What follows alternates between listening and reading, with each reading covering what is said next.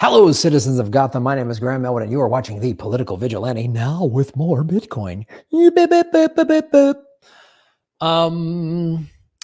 If you're in Los Angeles, July 11th, we're doing a live Government Secrets, one of our rare live shows. It's a blast. We're going to have bingo cards, Government Secrets bingo. Lee and I are going to do stand-up sets to open the show, and then we do a full Government Secrets live podcast. It's going to be great. Go to grahamelwood.com for tickets.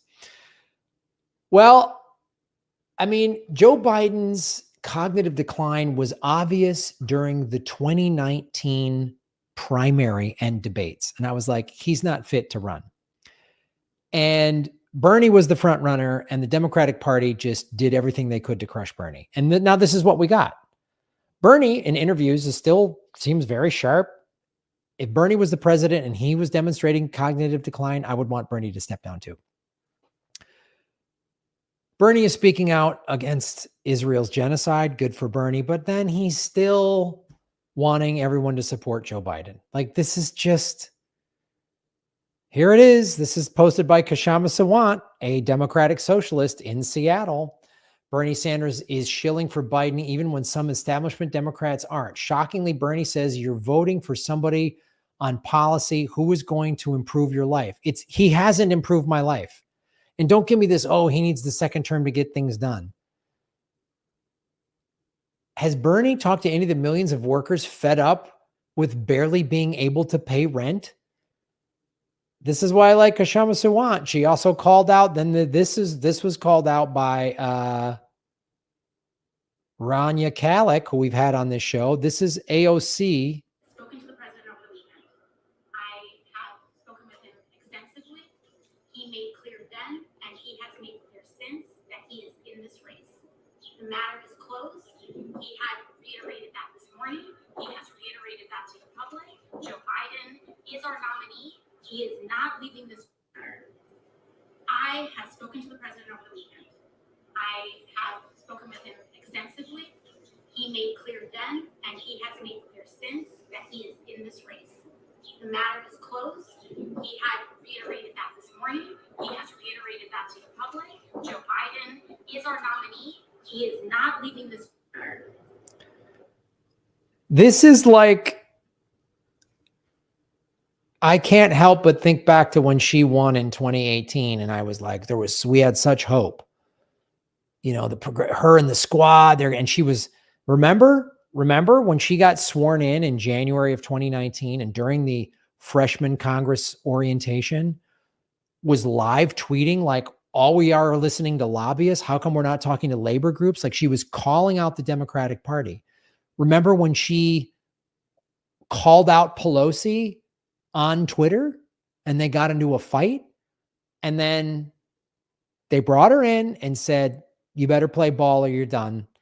Took her about 18 months to completely acquiesce, and now she is a corporate Democrat. And I'm sure they've dangled her like, you'll be president in 2032, just play ball. Like, unbelievable. Do you remember the hope we had? This is why this is not another reason, like, this isn't disappointing. This is right on point for AOC. The squad has done nothing. They've passed nothing. The Progressive Caucus is useless. Like, I've said this so many times. There was an article, I believe in The Guardian, when Trump got elected in 2016. And everyone, all the liberals and everybody was going nuts. They were losing their minds. And it was like, this article was saying, do what the Tea Party did. Not their actual tactics. They would like spit in people's faces and stuff.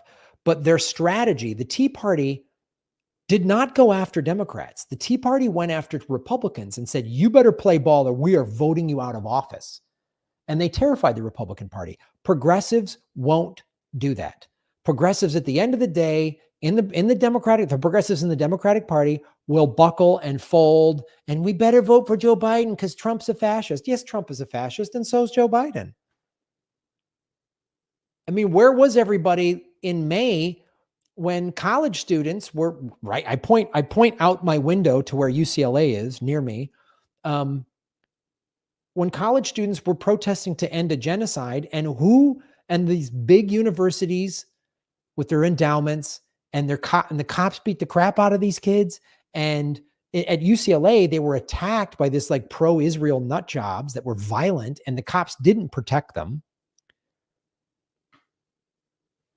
It's unreal. It's like, and it's crazy. It's like 2016 and 2020 are playing all over again.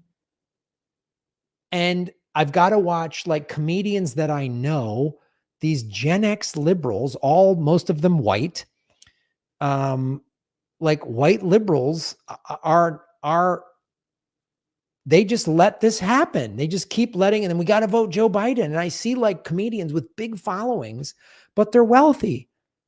They're wealthy liberals. And they view the flyovers, everyone in the flyover states is stupid or whatever. And that's what that liberal elitism is, what kills the Democratic Party. And then Joe Biden is not fit to be president anymore. He doesn't know what day it is. And she's like, he's our guy. It's like, you stand for nothing. She stopped but 2019-ish, 2020, 2021-ish, she stopped criticizing the Democratic Party. She's been a little like, hey, it's not right that we're supporting Israel and we're, that's doing a genocide, but for the most part.